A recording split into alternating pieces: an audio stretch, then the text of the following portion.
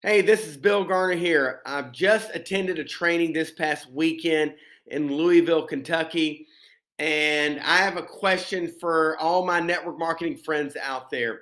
What do you say to people when you show them your product and your opportunity and they criticize you, your product, or your business model? What do you say to them? I heard some golden nuggets this past weekend, and I want to share that information with you right now. So stay tuned.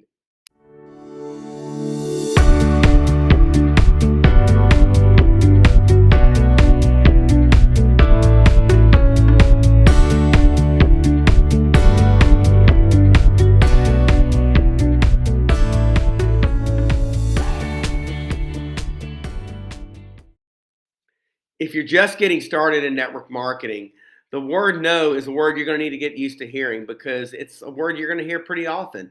People are not always going to want to do what you're doing. They're not going to have the same level of enthusiasm or excitement or energy. And I sat under some good training from Ray and Jessica Higdon. And I love what Jessica Higdon said one time.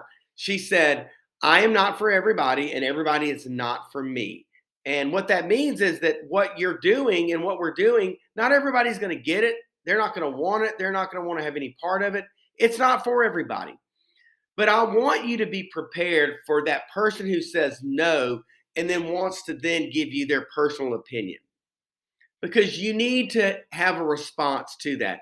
Because if you're like me, and I don't know if you're like me, but in the past, I've often let the opinions of other people dictate my mindset. And I've had to really fight that over the last few years, is to not let somebody else's mentality become my reality.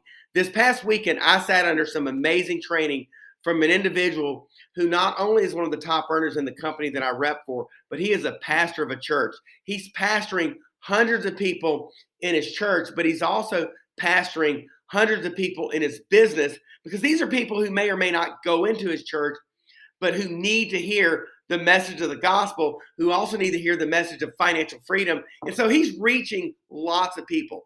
He trained us this weekend on what happens when somebody says no to your business and then they want to give you their opinion. And I love what he said. And I'm going to read it to you because I took copious notes. And so here it goes. And I want you to remember this script. You sat down with somebody. You showed them your products. You showed them your business opportunity. They've said no, and now they want to tell you why they're not doing it and why you shouldn't do it. And you need to cut them off right then and there and say, hey, I'm okay with you saying no to my business, but don't tell me your opinion or what you think, because your opinion does not pay my mortgage.